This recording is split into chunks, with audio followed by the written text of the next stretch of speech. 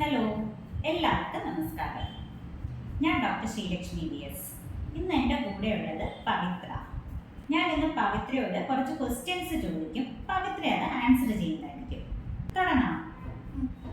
ഞാൻ എൻ്റെ ഈ കയ്യിൽ ഒരു പ്ലേറ്റ് ചിപ്സ് വെച്ചേക്കുന്നു, ഈ കയ്യിൽ ഒരു പ്ലേറ്റ് ബനാന വെച്ചേക്കുന്നത്. പവിത്ര ഇത് ഏതാ സെലക്ട് ചെയ്യുന്നത്? ബനാന. അതെന്താ ബനാന സെലക്ട് ചെയ്തത്? ചിപ്സ് അല്ലേ ഇത്തിരി കൂടെ ടേസ്റ്റി ആയിട്ടുള്ളത്. ചിപ്സിന് ഒത്തിരി എണ്ണ ഉണ്ട്.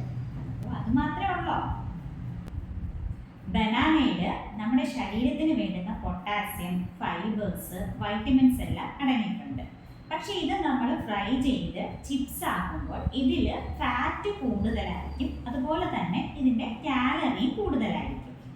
ഇപ്പൊ ചിപ്സിന്റെ കാര്യം പറയുമ്പോൾ നമ്മൾ ബനാന ചിപ്സ് മാത്രമല്ല പറയുന്നത്, ഫ്രഞ്ച് ഫ്രൈസ്, പൊട്ടറ്റോ ചിപ്സ്, ഇങ്ങനെയുള്ള എല്ലാത്തിന്റെയും കാര്യം കൂടിയാണ് പറയുന്നത്. അപ്പൊ ഇതൊക്കെ ഉണ്ടാക്കാനായിട്ട് ഇതിൽ ഒരുപാട് ഉപ്പ് ആഡ് ചെയ്യും. ഇതൊന്നും നമ്മുടെ ഹെൽത്തിന് നല്ലതല്ല. ഈ അടുത്ത ക്വസ്റ്റ്യൻ ചോദിക്കട്ടെ.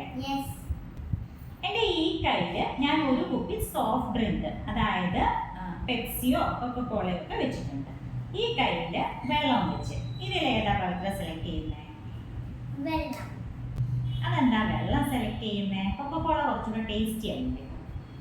കൊക്കക്കോള ആണെങ്കിൽ പല്ല് കേടാക്കും. നമ്മൾ കുടിക്കുന്ന സോഫ്റ്റ് ഡ്രിങ്ക്സിൽ ഒരുപാട് ആഡഡ് ഷുഗേഴ്സും കാലറീസും കൂടുതലാണ്.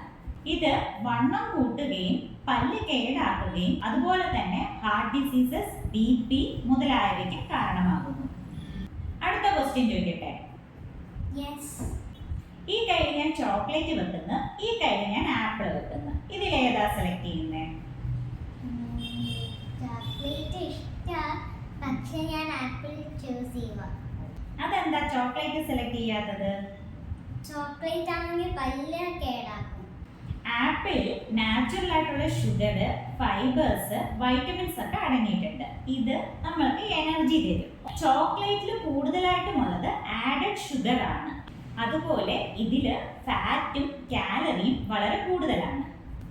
നമ്മൾ ചോക്ലേറ്റ് കഴിക്കുമ്പോൾ ഇത് പെട്ടെന്ന് ദഹിച്ച് നമ്മളുടെ ബ്ലഡിലുള്ള ഷുഗറിൻ്റെ അളവ് പെട്ടെന്ന് തന്നെ കൂടുന്നു. അപ്പൊ ഗുഡ് ഫുഡും ബാഡ് ഫുഡും ഏതാണെന്ന് പവിത്രയ്ക്ക് നന്നായിട്ട് അറിയാം. ഇനി ഹെൽത്തി ആയിട്ടുള്ള ഫുഡാണോ കഴിക്കാൻ പോകുന്നത്? ഏതൊക്കെയാ ഹെൽത്തി ആയിട്ടുള്ള foods? Apple, banana, plums, pineapple ഒക്കെ. മാത്രമേ ഉള്ളൂ? ഫ്രൂട്ട്സ്, വെജിറ്റബിൾസ്, നട്ട്സ്, ഇതെല്ലാം ഹെൽത്തി ഫുഡ്സിൽ വരുന്നതാ കേട്ടോ. ഇനി ഹെൽത്തി ഫുഡ്സ് കഴിക്കുമോ? കുട്ടികളുടെ നിർബന്ധത്തിന് വഴങ്ങി നമ്മൾ അവർക്ക് വാങ്ങിച്ചു കൊടുക്കുന്ന ജങ്ക് ഫുഡ്സ് ശരീരത്തിന് നല്ലതല്ല എന്ന തിരിച്ചറിവ് കുട്ടികൾക്കുമുണ്ട്. ദിവസവും ഒരുപാട് ജങ്ക് ഫുഡ് കഴിക്കുമ്പോൾ അത് അമിതവണ്ണം, type 2 diabetes, BP, heart diseases എന്നിവയ്ക്ക് കാരണമാകുന്നു.